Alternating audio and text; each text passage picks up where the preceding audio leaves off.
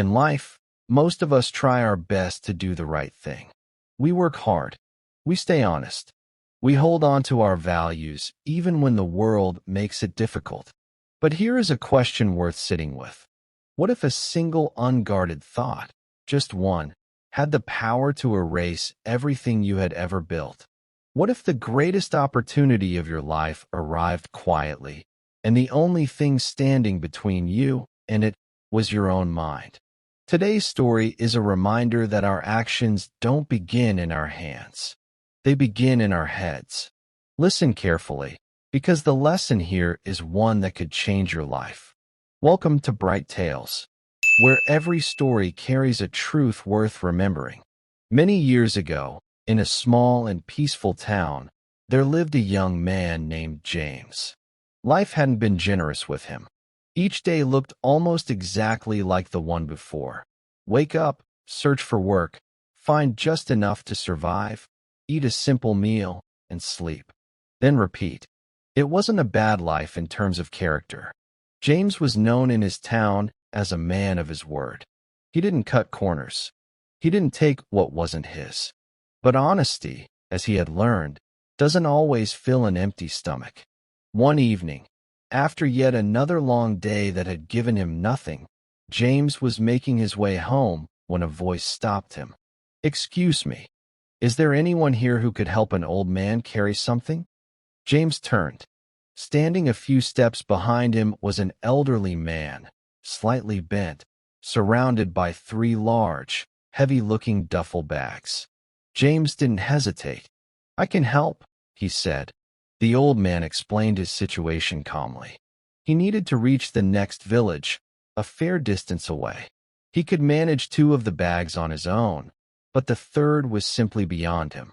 "Carry it for me," the old man said, "and I'll give you 3 gold coins." James agreed without a second thought. But the moment he lifted the bag, his eyes went wide. It was extraordinarily heavy. "What's inside this?" he asked. "Bronze coins," the old man replied simply. It wasn't a comfortable walk. The bag pressed down hard on James's shoulder with every step. But he kept moving, steady and quiet, matching the old man's pace. After a while, he noticed the old man glancing at him, short, careful looks, as if checking whether James was still there. "He thinks I might run," James realized. The thought almost made him smile. "I'm not that kind of person. I never have been." They reached a wide river. James stepped in without hesitation and began crossing. But behind him, the old man stopped at the bank. "I'm too old for this," he called out. "If I try to cross with these 2 bags, I might slip and fall. Would you carry one more for me? I'll give you another 3 gold coins." "Of course," James called back. He waded back to the bank and reached for the second bag. The old man held up a hand. "Promise me first you won't run off with it. This one holds silver coins." James felt a brief flicker of irritation. "Do I look like a thief to you?" he said. "I don't steal. Just give me the bag." He carried both bags across the river without a single thought of doing otherwise. The silver meant nothing to him if it wasn't honestly earned. Their journey continued until they reached the foot of a steep hill. James had already begun climbing when he looked back and saw the old man standing motionless at the bottom, staring up at the slope with tired eyes. "Come on," James called down. "What's the matter?" "My legs won't make it," the old man said. "Not with this last bag. It's too much." "Then hand it up to me. I'll carry it." The old man hesitated longer this time. "This bag," he said slowly, "contains gold coins. If you walk ahead with it, I won't be able to follow quickly. I won't be able to stop you if you decide to keep going." James exhaled slowly. "I've told you who I am. I once worked at a financial firm. When they asked me to falsify records to cheat a client, I walked out the same day. I don't compromise my honesty for money. Now give me the bag." Something in the old man's eyes shifted. Not quite trust, but something close to it. He handed over the final bag. "Go ahead to the other side of the hill," he said quietly. "I'll make my way up slowly. Wait for me there." James lifted the bag, the heaviest of the three, and started walking. And that's when the thoughts began. At first, it was barely anything. Just a passing observation. The old man is far behind now. Then it grew, the way a small crack in a wall slowly widens. He'd never catch me if I kept walking. He can barely climb a hill. James tried to push the thought aside, but another one followed it, smoother and more convincing. He's old. He doesn't have many years left. What does he need all this wealth for? But I'm young.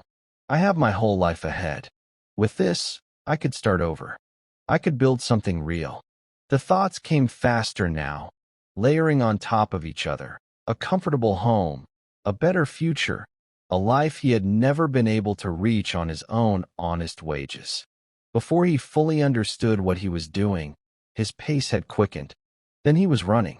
He burst through the door of his small home, chest heaving, and tore open all three bags with shaking hands. Stones. Nothing but small, ordinary stones. James sat on the floor and stared at them for a long moment, completely still. Then he noticed a folded piece of paper tucked inside one of the bags.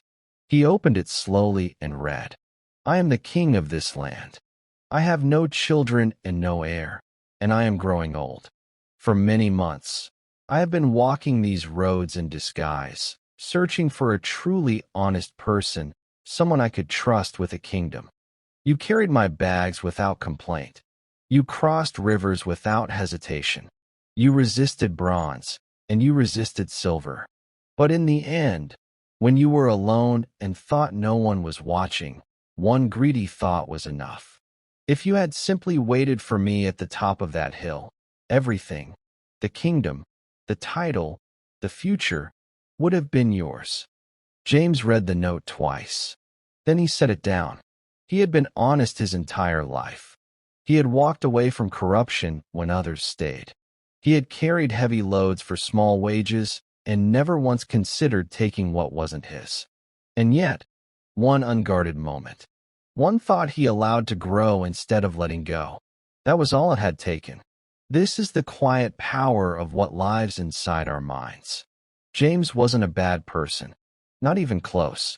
But a single thought, left unchecked, grew into a choice that cost him everything. It started small. He can't catch me. It ended with him running. There is an old truth that goes like this. Our own uncontrolled thoughts can do us more harm than any enemy ever could. Every action we take begins as a thought. A thought becomes a word. A word shapes a decision. A decision, repeated, becomes a habit. And our habits, over time, become our destiny. That if we want a better life, we must tend to what grows in our minds.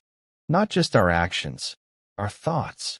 Because by the time something becomes an action, the real decision was already made much earlier in the quiet of our own heads. Plant honesty there. Plant patience. Plant the belief that what is truly meant for you will never require you to betray yourself to get it. If this story gave you something to think about, share it with someone who might need to hear it today. And subscribe to Bright Tales so you never miss a story worth carrying with you. Until next time, stay patient.